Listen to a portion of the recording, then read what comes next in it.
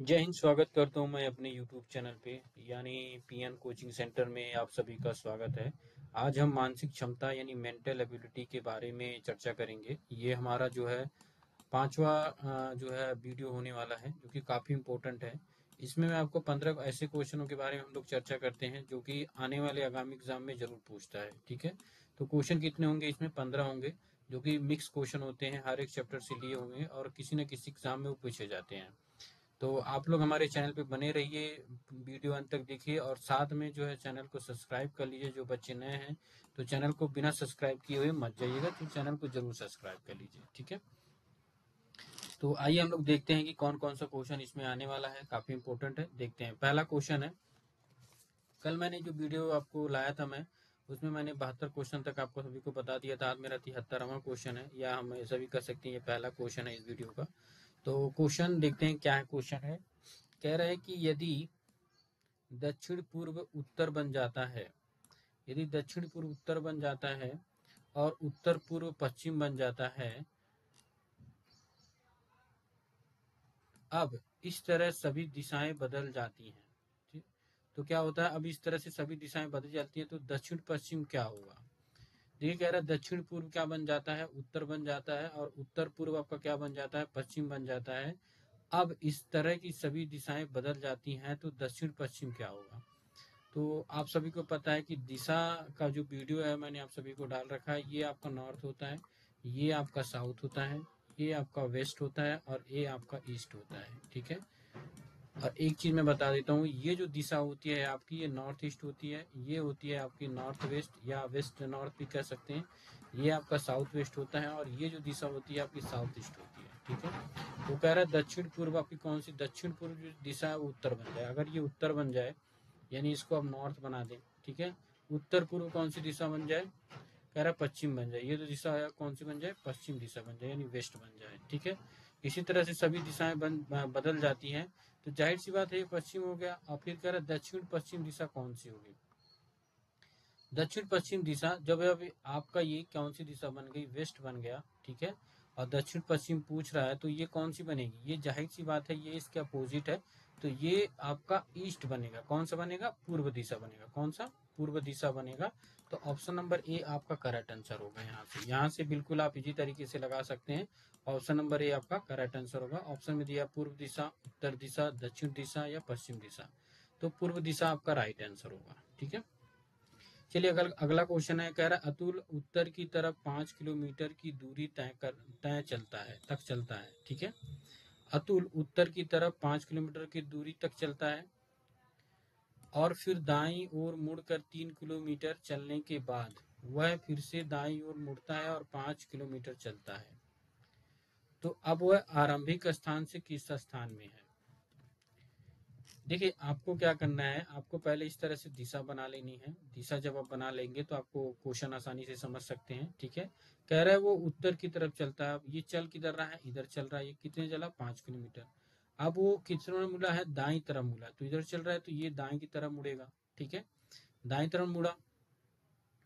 दाई तरफ मुड़ने के बाद फिर वो क्या किया? इधर की तरफ, फिर इधर वो दाई तरफ कितनी दूर तक चला? 5 किलोमीटर तक। यहाँ तक 5 किलोमीटर चलता है। अब वो आरंभिक स्थान से किस दिशा में है? उत्तर।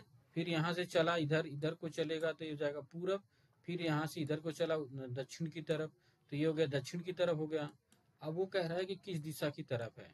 तो अगर आप यहाँ पे उत्तर आप निकालेंगे इसका, तो ऑप्शन नंबर आपका कौन सा होगा? ए होगा, वो पूर्व की दिशा में है। कौन सी दिशा में है? पूर्व। ऑप्शन नंबर ए आपका राइट आंसर होगा। ठीक है, यहाँ पे ए पूर्व दिशा, उत्तर दक्षिण, उत्तर दिशा, दक्षिण दिशा या पश्चिम दिशा, तो ऑप्शन नंबर ए आपका पूर्व की दिशा में होगा ये।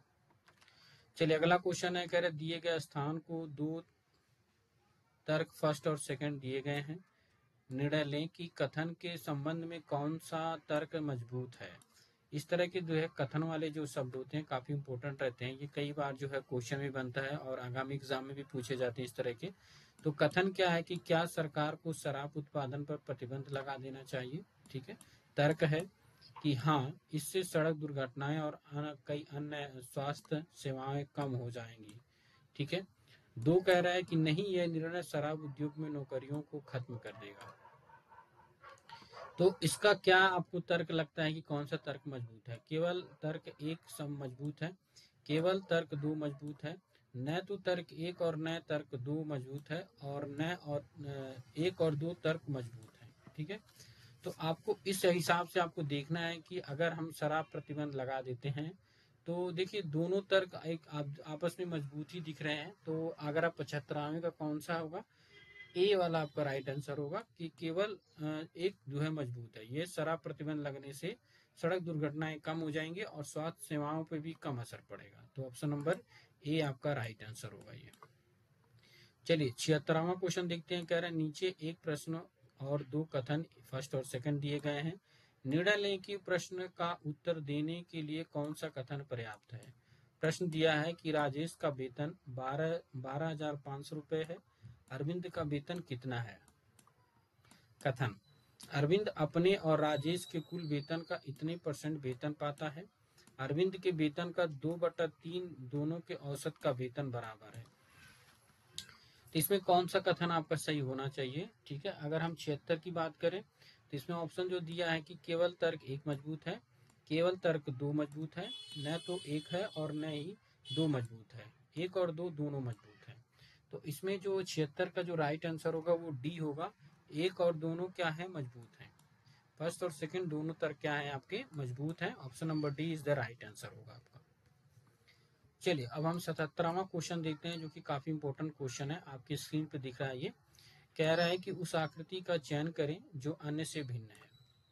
आकृति का आपको चयन करना है जो कि अन्य से भिन्न है। ये आकृति दी गई है, आप देख सकते हैं ए बी सी और डी, ये 4 आकृति दी गई है। तो आपको भिन्न आकृति इसमें से आपको फाइंड करना है। देखिए भिन्न आकृति को अगर हम फाइंड करते हैं तो हमें मिलता है क्या, ठीक है, यहाँ पे ये आपका देखिए, ये यहाँ पे देखिए, यहाँ पे 1 हो गया, यहाँ पे 2, यहाँ पे 3 और यहाँ पे आपका 4 हो गया। इस तरह से बन रहा है। यहाँ पे भी 1 2 3 4 इस तरह से भी बन रहा है। लेकिन यहाँ पे देखिए ये दोनों क्या वर्ग दिया गया है। ठीक है, यहाँ पे भी वर्ग है और यहाँ पे भी आपका वर्ग दिया है। तो जो भिन्न आकृति होगी वो कौन सी होगी, सी होगी। ऑप्शन नंबर सी आपका राइट आंसर होगा यहाँ पे। तो 77 का आपका कौन सा होगा, option number C is the correct answer होगा। बस आपको आकृति को ध्यान देके आपको यहाँ पे ऑप्शन लगा देना है। चलिए 78वां क्वेश्चन है। कह रहा है उस आकृति का चयन करें जो अन्य से भिन्न है। बस आपको इसी तरह का क्वेश्चन ध्यान देना है। तो भिन्न आकृति अगर आप ध्यान देंगे, देखिए यहाँ पे 3 त्रिभुज हो गए, यहाँ पे 4 त्रिभुज हो गए, यहाँ पे 3 है और यहाँ पे पंचभुज है। तो आप देखेंगे तो ये जो ऑप्शन नंबर डी आपका राइट आंसर होगा, क्योंकि यहाँ पे त्रिभुज है तो 3 आकृति, यहाँ पे चतुर्भुज है तो 4 हो गया, यहाँ पे भी त्रिभुज है 3 हो गया। लेकिन आप पंचभुज है तो पंचभुज में 5 होनी चाहिए, लेकिन यहाँ पे 2 दिया है। तो option number D is the right answer होगा। यानी 78 का क्या होगा, 78 का डी ऑप्शन डी आकृति भिन्न है। ऑप्शन नंबर डी करेक्ट होगा। चलिए 79वां क्वेश्चन है। कह रहा है उस आकृति का चयन करें जो दूसरों से भिन्न है। बिल्कुल आपको उसी तरह से करना है। ये देखिए ये इस तरह से बना हुआ है, यहाँ पे इस तरह से बना हुआ है, ये इस तरह से, इस तरह से और ये इस तरह से। ठीक है, तो आपको फाइंड करना है इसमें कि किस तरह से ये जो है आकृति बनेगी। तो ऑप्शन नंबर सी आपका यहाँ पे होगा, क्योंकि देखिए बाकी का सभी का अपोजिट में है लेकिन इसका एक डायरेक्शन में है। तो option number C is the right answer होगा। C is the correct answer होगा। जो आकृतियों के आधार पे आपको देख के यहाँ पे चित्र को समझना है और लगाना है सही और गलत क्या है। ठीक है, चलिए 80वां क्वेश्चन है। कह रहा है उस शब्द को चुने जो समूह से दूसरे के समान नहीं है। समान नहीं है ये ढूंढना है आपको। तो कह रहा है चूहा, मगरमच्छ, सांप और छिपकली। तो देखिए अगर आप इन तीनों की हम बात करें, ये तीनों की बात करें तो ये एक ही प्रजाति के जो है जीव हैं। इसको हम लोग सरीपृष्ठ बोलते हैं। ये एक ही प्रजाति के हैं लेकिन चूहा भिन्न है। तो ऑप्शन नंबर ए आपका राइट आंसर होगा। आप देख के ही बता सकते हैं कि ये एक तरह से ये सरीपृष्ठ श्रेणी के जो है प्राणी हैं, जंतु हैं। लेकिन ये क्या है, ये अलग टाइप का जंतु है चूहा। तो चूहा आपका भिन्न होगा। Option number A is the right answer होगा। 81वां क्वेश्चन है। कह रहा है उस शब्द को चुने जो समूह से दूसरे समान नहीं है। चमेली, कमल, आम, गुलाब। बिल्कुल आपको देख के ही पता चल रहा है कि कौन सा भिन्न है। चमेली एक फूल है, कमल भी एक फूल है, गुलाब भी एक फूल है, लेकिन आम एक फल है। तो option number B is the right answer होगा। ठीक है, 82वां क्वेश्चन है। कह रहा है उस शब्द को चुने जो समूह में दूसरे शब्द के समान नहीं है। 82वां क्वेश्चन है। तो ऑप्शन नंबर ए दिया है सेब, स्ट्रॉबेरी, चेरी, गेंदा। तो देखिए ये भी एक फल है, स्ट्रॉबेरी एक फल है, चेरी भी एक फल है, लेकिन गेंदा एक फूल है। तो option number D is the right answer होगा। आपको देख के ही पता चल रहा है कि ऑप्शन नंबर डी आपका राइट आंसर होगा। चलिए 83वां को 83 क्वेश्चन है, कह रहा है उस आकृति का चयन करें जो दूसरों से भिन्न है। आपको भिन्न आकृति इसमें चयन करना है। ये गोला हो गया, गोले में आपका ये वर्ग हो गया, ये आपका कौन सा हो गया, ये आपका पंचभुज हो गया, और पंचभुज में गोला हो गया, ये त्रिभुज हो गया, एक गोला हो गया, ठीक है। और फिर लेकिन ये क्या है, ये भिन्न है क्योंकि ये गोला है, बिल्कुल डिफरेंट दिया है। तो ऑप्शन नंबर डी आपका राइट आंसर होगा। क्या होगा, option D is the right answer होगा। 84वां क्वेश्चन है, कह रहा उस आकृति का चयन करें जो दूसरों से भिन्न है। आकृति का चयन करना जो दूसरों से भिन्न है, आपको पता करके ही यहाँ पे ज्ञात कर लेना है। देखिए यहाँ पे भी ब्लैक किया है, यहाँ पे भी ब्लैक किया है, फिर यहाँ पे ब्लैक किया है, यहाँ पे ब्लैक किया है, यहाँ पे भी इसमें ब्लैक किया और यहाँ पे भी ब्लैक किया, लेकिन इसमें दोनों एक साइड में ब्लैक कर दिया है। तो ऑप्शन नंबर सी आपका राइट आंसर होगा। आकृति को देख के बिल्कुल फाइंड कर लेना है कि कौन सा बिल्कुल भिन्न होगा। तो ऑप्शन नंबर सी आपका राइट आंसर होगा, ठीक है। चलिए यहाँ 25वां क्वेश्चन भी उसी तरह कह रहा है उस आकृति का चयन करें जो दूसरों से भिन्न है।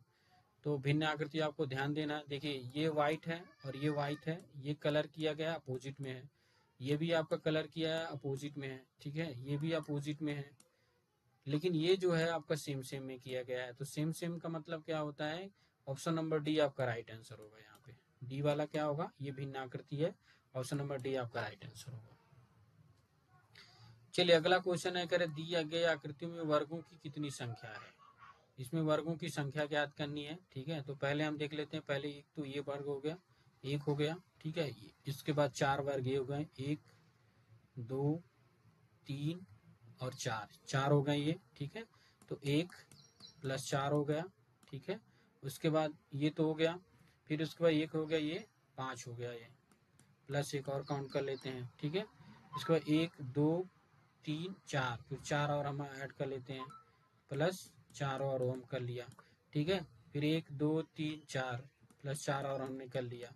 तो आपका कितना हो गया, 4 1 5 1 6, 6 4 10, 10 4 14। तो देखते हैं ऑप्शन नंबर में, इसमें वर्गों की संख्या पूछ रहा है, ना कि आयत की। तो इसमें क्या होगा, option number B is the right answer होगा, यानी 14 वर्ग होंगे। ये जो अगर आप यहाँ से काउंट करेंगे ये वाला, तो ये एक आयत बन जाएगा। तो आयत नहीं पूछ रहा है, यहाँ पे 14 वर्ग हैं। कितने वर्ग हैं, 14 वर्ग है। तो ऑप्शन नंबर बी आपका राइट आंसर, ये 14 है, ठीक है। तो ये थे कुछ इंपॉर्टेंट आपके 15 क्वेश्चन जो कि आपके आगामी एग्जाम यानी यूपी पुलिस के आगामी एग्जाम में पूछने वाले हैं, सारे के सारे क्वेश्चन। आप लोग हमारे चैनल पे जुड़े रहिए। मैं शाम के टाइम में आपको हिंदी से रिलेटिव आपको क्वेश्चन आपको उपलब्ध कराऊंगा जो कि काफी इंपॉर्टेंट होने वाले हैं। वीडियो पे बने रहिए, लाइक कीजिए, शेयर कीजिए, सब्सक्राइब कीजिए। जय